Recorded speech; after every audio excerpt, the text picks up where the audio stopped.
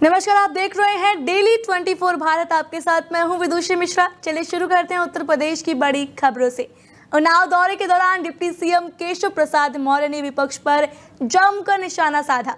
अखिलेश यादव द्वारा नेपाल जैसे हालात की आशंका वाले बयान पर पलटवार करते हुए उन्होंने कहा कि अखिलेश यादव भ्रष्टाचारियों और चोरों का साथ छोड़ दे। भारत पाकिस्तान क्रिकेट मैच को लेकर उन्होंने कहा कि भारत पाकिस्तान से सीधी सीरीज नहीं खेलेगा, लेकिन बड़े टूर्नामेंट में मुकाबला होगा और भारत जीतेगा भी। राम भद्राचार्य के मिनी पाकिस्तान वाले बयान पर भी उन्होंने कहा कि ऐसा कुछ नहीं है, सबका साथ सबका विकास की नीति पर सरकार काम कर रही है। राहुल गांधी के हाइड्रोजन बम वाले बयान को लेकर भी उन्होंने बयान दिया।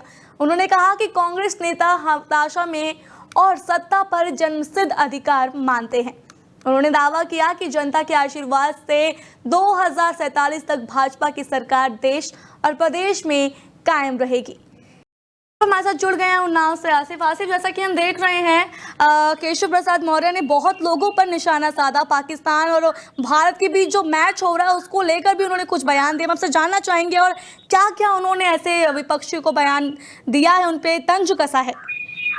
जी हाँ, आपको बता दें कि डिप्टी सीएम केशव प्रसाद मौर्य का उन्नाव में शनिवार को उन्नाव दौरा था, जिसमें उन्होंने विपक्ष पे काफी निशाना साधा मीडिया से बातचीत करते हुए, और उन्होंने साफ तौर पे इंडिया और पाकिस्तान का होने वाले मैच पर भी अपने बयान को दिया है कि डिप्टी सीएम केशव प्रसाद मौर्य का कहना था कि इंडिया और पाकिस्तान का जो मैच है वो सीधा इंटरनेशनल मामला है और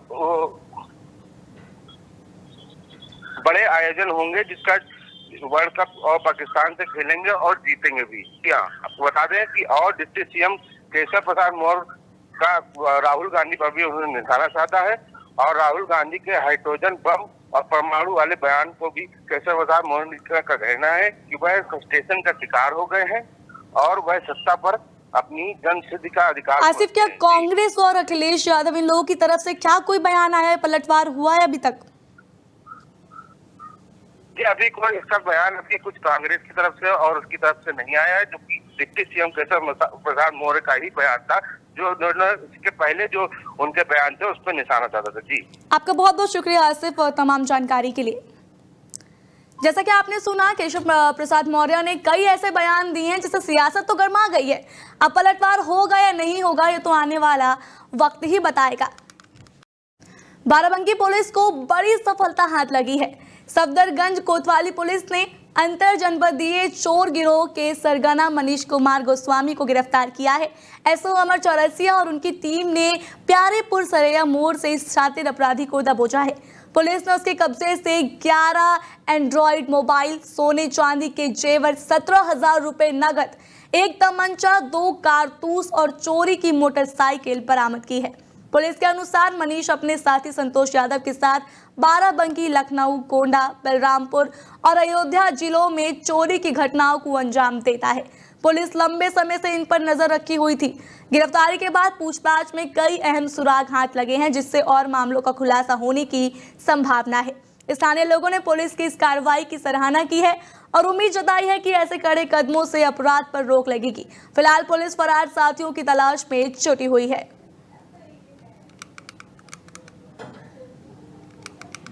पिछले कुछ दिनों में जनपद बाराबंकी में कुछ घटनाएं घटित हुई थी, जिनमें ई रिक्शा या ऑटो रिक्शा से जा रही महिलाओं का बैग, चैन या मोबाइल छीन करके भाग जाने की घटनाएं घटित हुई थी। ये घटनाएं अलग अलग थाना क्षेत्रों में हुई थी।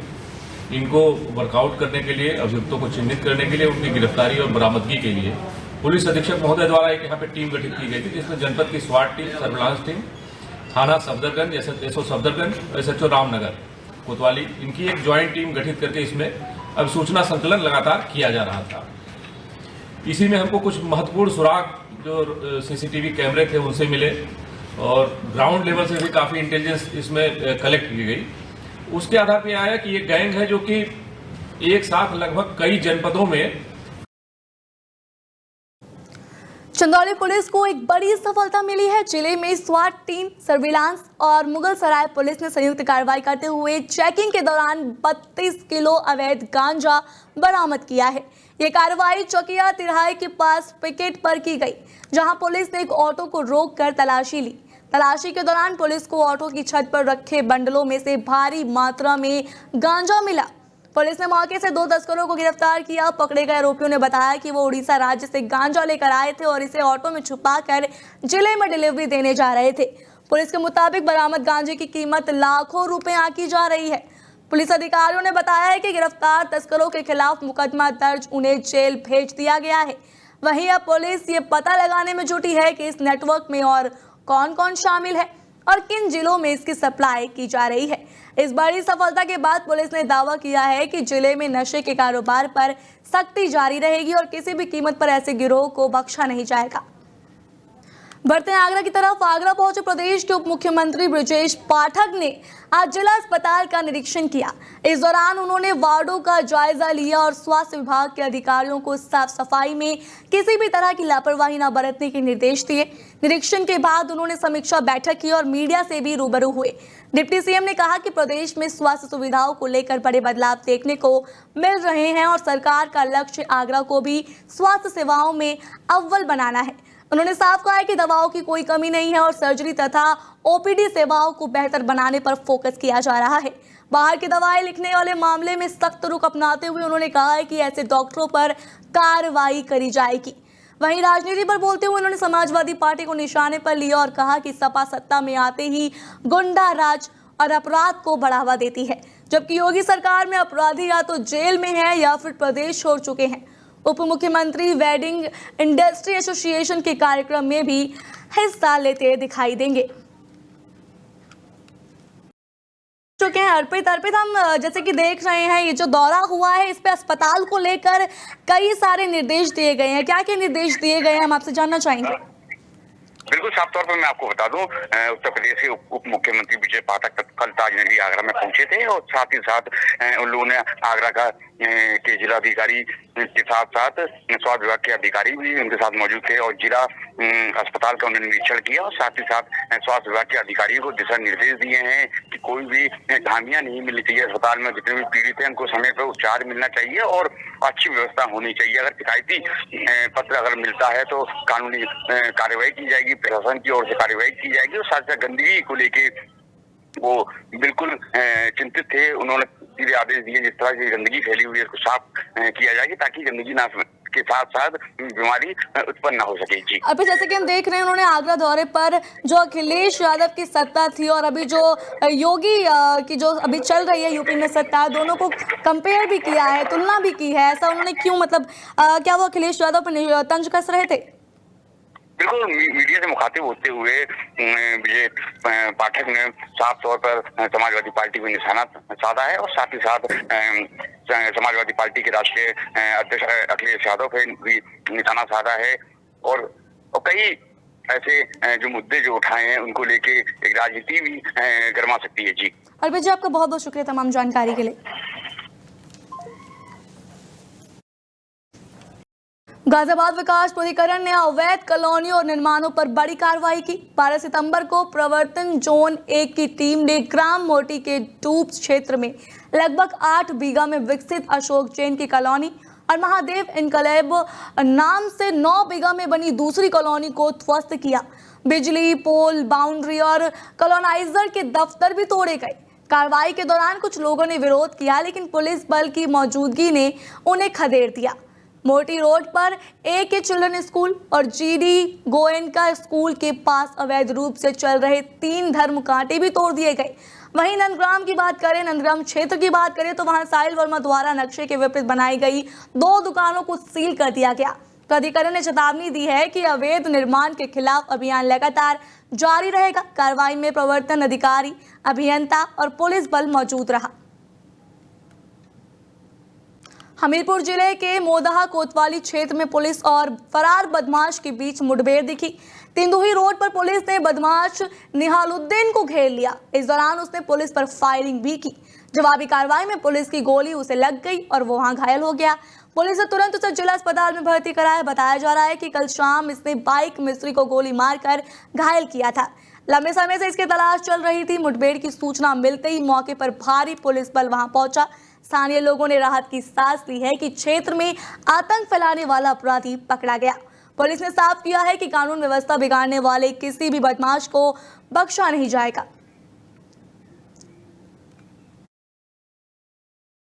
आज दिनांक 13/9/25 को समय करीब शाम 6:30 बजे प्रभारी निरीक्षक मौधा और उनकी टीम को सूचना मिली कि दिनांक 12/9/25 को अतीत प्रजापति नाम के लड़के को अभियुक्तगणों द्वारा गोली मारकर घायल कर दिया गया था, जिसके संबंध में मुकदमा अपराध संख्या 315/25 धारा 109 BNS थाना मौधा में पंजीकृत किया गया था।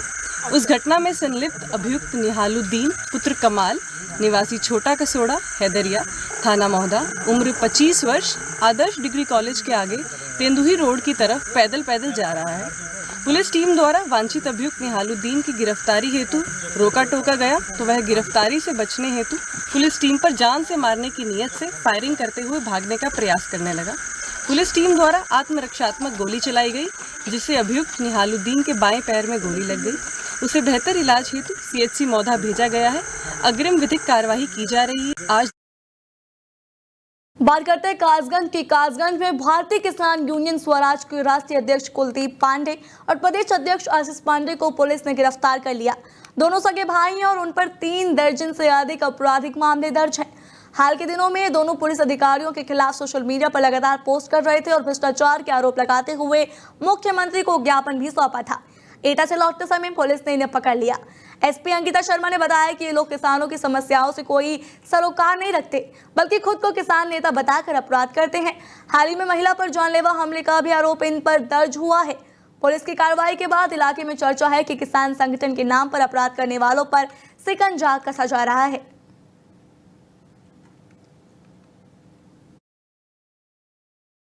जनपद कासगंज के थाना ढोलना क्षेत्र में कुछ लोग एक तथाकथित किसान संगठन चलाते हैं, जिसका नाम स्वराज गुट है।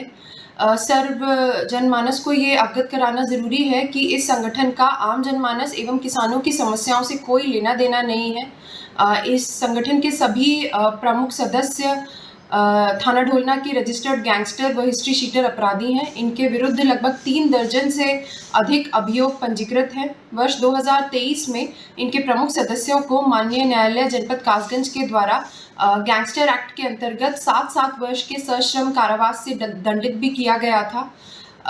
इसी में उल्लेखनीय है कि इनके 2 प्रमुख सदस्य कुलदीप पांडे और आशीष पांडे, जो कि भाई हैं, इससे पहले कई अभियोगों में वांछित चल रहे थे। उन्हें आज गिरफ्तार करके माननीय न्यायालय के समक्ष प्रस्तुत किया जा रहा है।